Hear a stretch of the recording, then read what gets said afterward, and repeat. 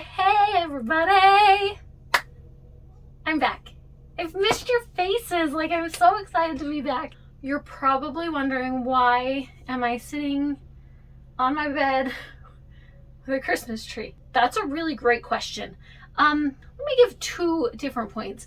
Number one, it's weird, and I am really good at weird. So it would actually be weird if I wasn't doing something weird.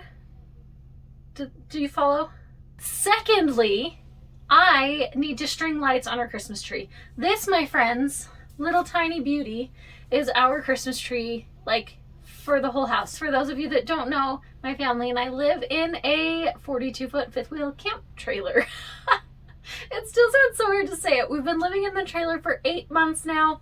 This is our first Christmas full-time in a fifth wheel, and we can't fit a tree much bigger than this. Why am I doing it on my bed? Because we have 3 dogs that are all insane, and I don't want them to murder the tree as I'm trying to string lights on it. So we're just gonna string lights together, and we're gonna chat about how do you survive the holidays when you are married to a first responder. I don't know why I feel finger guns are appropriate on a regular basis, because there's never really a super appropriate time to finger gun, and yet I seem to think that there's a plethora of appropriate finger gunning moments. Dun dun dun. I have 3 strands. I think we're gonna maybe get one on this. One of the harder parts of being married to a first responder is when holidays come around. There are many times that they have to work, either during the bulk of the holiday, or maybe they're on grave shift and they have to work the night before and the night after, and they have to sleep at some point in time on the actual holiday. That can be really tricky. We were super lucky this year that Chris was able to have Thanksgiving off, but he now has to work Christmas Eve and Christmas Day. I'm trying to take this tag off. It is it's being so stubborn, but I don't want it because the tree's so small that I feel like you can't hide it like you can on a big tree. Victory! My biggest advice with their crazy schedules is you just have to be flexible. Sometimes you are not going to be able to do the things that you want to do at the time that you want to do them.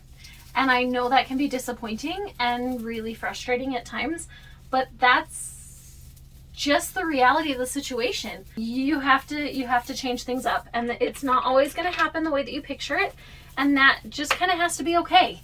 There have been some years that for Thanksgiving, we will plan the big family Thanksgiving dinner in the city that my husband works, so that during his shift he can come by and hang out with us for a little bit. As long as there's no calls in the city, then he can hang out with us for a little bit and grab a bite to eat and then get back to work. That's been really cool. We've had him come to holidays in uniform a few times before. And there have been a lot of holidays that we can't work it out so that he can come. And so it's just me and the kids going to the big family events. Because a lot of times your first responder is not going to be able to be at those big family gatherings.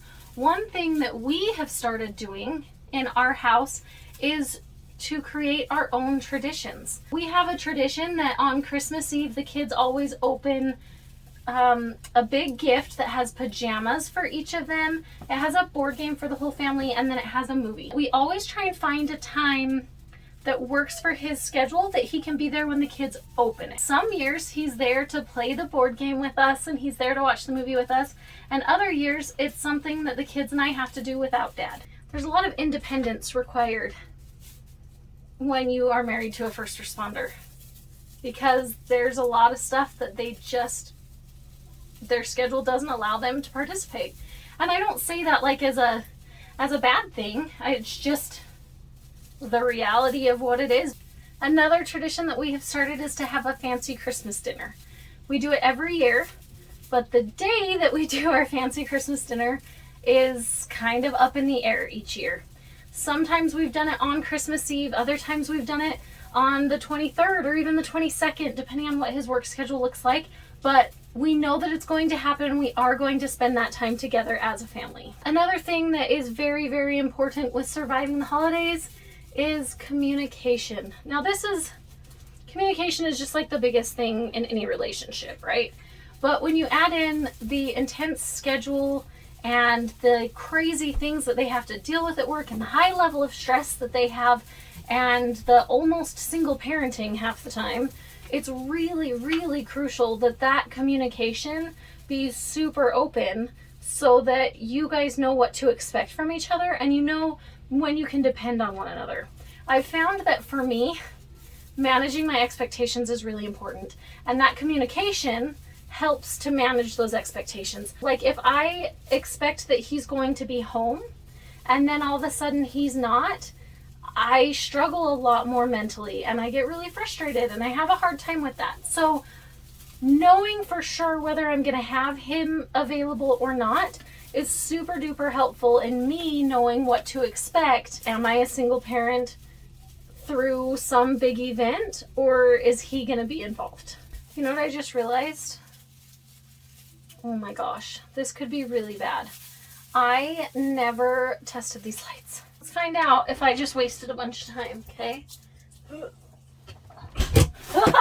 Tree down. Yay! Okay. You guys, the holidays are stressful for everyone, right? No matter what your husband does for work. Sometimes, especially this time of year, I think we forget that it's okay to say no to some things. We feel like we have to provide for everyone else, and it's the time of year where you're supposed to be kind and charitable, and all of those things are great, but at what expense? You've got to make sure that your mental health is being acknowledged and taken care of as well. It's okay to say no. If there are obligations that you just don't feel like you can fulfill, then tell the person that's asking you to do it no. Let them know that you have boundaries and that this just is not going to work. And if they truly love you, then that will be okay. Learning to say no has been such a difficult thing, but also such an empowering and important thing for me to learn for myself. I often say yes to things still because I want to help people and because I enjoy doing service for others. But also it's really nice to know that I do have that power to say no when I'm overwhelmed. I'm willing to stand up for myself now and say no. And that is such a crucial thing that I didn't realize when I was younger that I could do. I'm going like hard on these lights this time. Like there's a lot of lights on this little tiny tree. I don't know if I'm overdoing it because this is a little bit intense. But you know what? We're here now. And it's gonna be a very bright tree. Learning to manage my expectations helped me to not then be disappointed later. Like if I recognize that perfection is not attainable and perfection isn't even like desirable, that's when I really started to enjoy the holidays a lot more, because it doesn't need to be perfect. It just needs to be family time together. Okay, I'm almost done. Now it's time to get this little beauty all decorated. Here we go.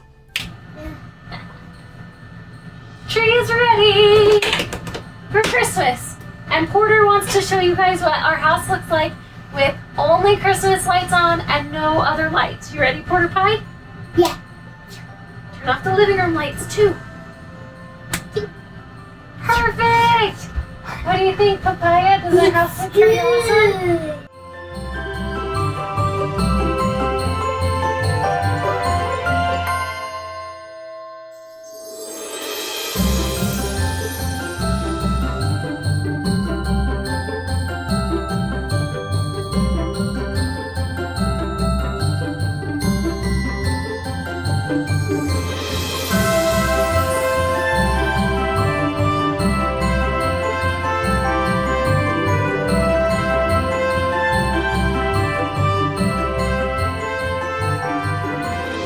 Thanks for watching today's vlog, people. Christopher's mocking me. La mochila. Have a fantastic day, everybody. Dad and Mama, signing out. I